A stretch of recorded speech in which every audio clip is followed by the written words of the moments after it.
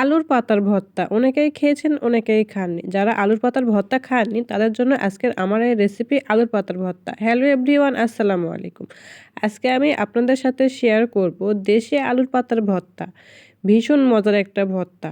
বিভিন্ন সময় বিভিন্ন রকম ভর্তা খাওয়া হয়ে থাকে, তবে অনেক সময় দেখা যায় যে অনেকেই এই আলুর পাতার ভর্তাটা খায় না, অথবা খেতে চায় না বা কখনো খায়নি। তাদের জন্য আমার আজকের রেসিপিটি। আজকে আমি খুবই সহজভাবে দেশি আলুর পাতা ভর্তা করব, যেটা খেতে অত্যন্ত মজার।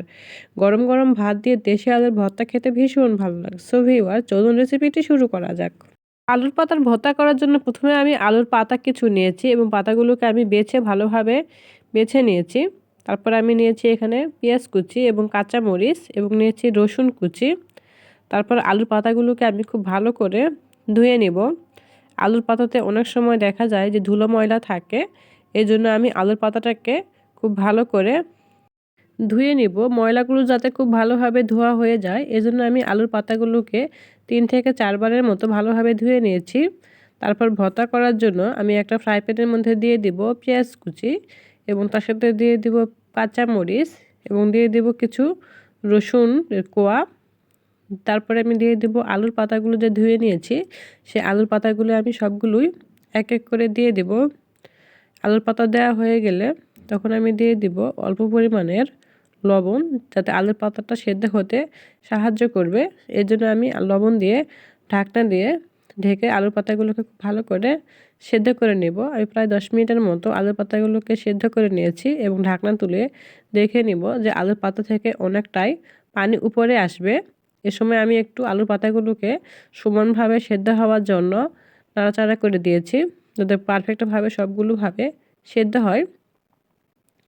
তারপর আমি আবার ঢাকনা দিয়ে ঢেকে দেব আলুর পাতাগুলোকে খুব ভালোভাবে সেদ্ধ হওয়ার জন্য, এবং যতটুকু পানি দিয়েছিলাম পানিটুকু যাতে একেবারে শুকিয়ে আসে ততটুকু আমি আলুর পাতাগুলোকে জাল করে নিয়েছি। পানিটা যখন একেবারে শুকিয়ে আসবে তখন আমি একটু নাড়াচাড়া করে দেখে নিয়েছি যে আলুর পাতাটা অনেকটাই শুকিয়ে আসবে কিনা।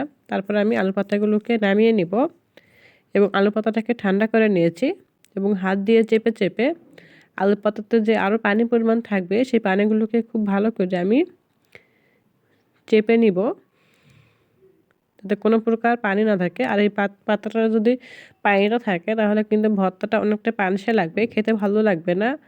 পাতাগুলোকে আমি খুব ভালো করে চেপে নিয়েছি। এখন আমি ভর্তাটা করে নিব। এজন্য আমি শিলপাটার মধ্যে দিয়ে দিব আলুর পাতা দিয়ে আমি খুব ভালো করে বেটে নিব। এর মধ্যে কোনো কিছু দেওয়ার প্রয়োজন হয় না, যেহেতু আমি রসুন, পেঁয়াজ এবং মরিচটাকে আলুর পাতার সাথে একেবারে সেদ্ধ করে নিয়েছি। এই জন্য শুধু ভর্তাটা বেটে নিলেই হয়। এই জন্য আমি খুব ভালোভাবে আলু পাতাগুলোকে মিহিভাবে বেটে নেব। যতটা মিহি করে বাটা যাবে তত কিন্তু এই ভর্তাটা খেতে ভালো লাগবে। আমি প্রায় 5 থেকে 6 মিনিটের মতো আলু পাতাগুলোকে খুব ভালোভাবে মিহিভাবে বেটে নিয়েছি। তারপর আমি এই পর্যায়ে দিয়ে দিব লবণ। লবণটা আপনারা টেস্ট অনুযায়ী দিবেন। লবণ দিয়ে আমি একটু কিছুটা মেখে নিয়েছি। তারপর দিয়ে দিব সরিষার তেল। সরিষার তেল দিয়ে খুব ভালো করে আবারও ভর্তাগুলোকে মেখে নিব। সরিষার তেল দিয়ে মাখানো হয়ে গেলে ভর্তাটা একেবারে রেডি হয়ে যাবে খাওয়ার জন্য। এই তো আমার আলুর পাতার ভর্তাটা একেবারে রেডি।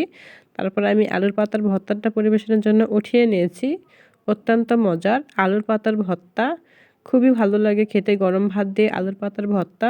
যারা কখনো আলুর পাতার ভর্তা খেয়ে দেখেননি তারা আমার রেসিপিটি ফলো করে বাসায় একবার অবশ্যই ট্রাই করে দেখবেন কতটা ভালো লাগে। আর আমার রেসিপিটি ভালো লেগে থাকলে অবশ্যই আমার চ্যানেলটাকে সাবস্ক্রাইব করবেন এবং পাশে থাকা বেল আইকনটি বাজিয়ে দিবেন।